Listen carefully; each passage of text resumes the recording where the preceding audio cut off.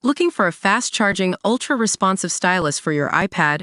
Meet the 2X Fast Charge Active Stylus Pen, designed for 2018 to 2025 Apple iPads. Take your creativity and productivity to the next level.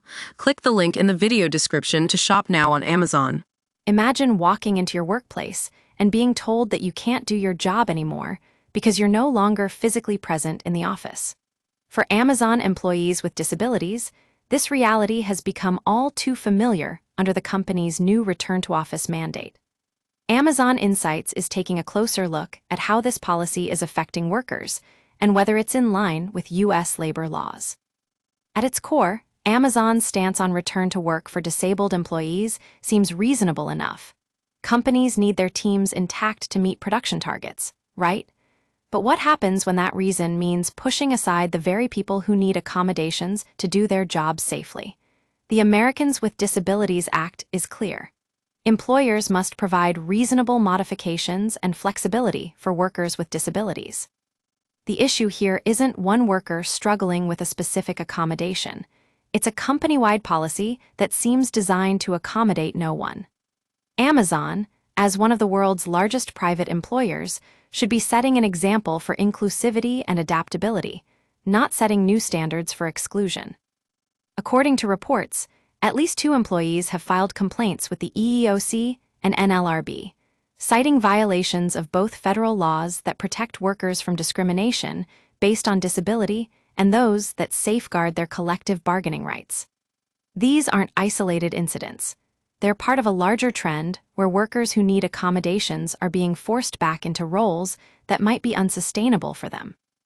To really understand the scope of this issue, it's worth noting that some employees provided the EEOC with lists of fellow disabled colleagues, highlighting how widespread this problem is. That's not just a matter of disgruntled employees.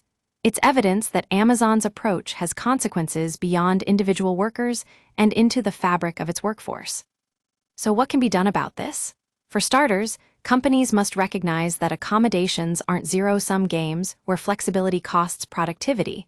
They're investments in the health and well-being of their teams.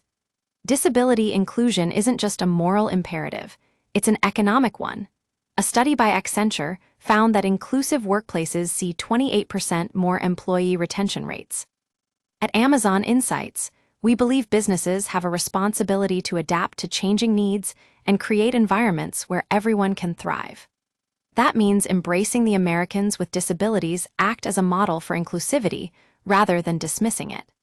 It also requires listening to workers who have been vocal about these issues, not just ignoring their concerns, but actively engaging in meaningful dialogue that leads to real change.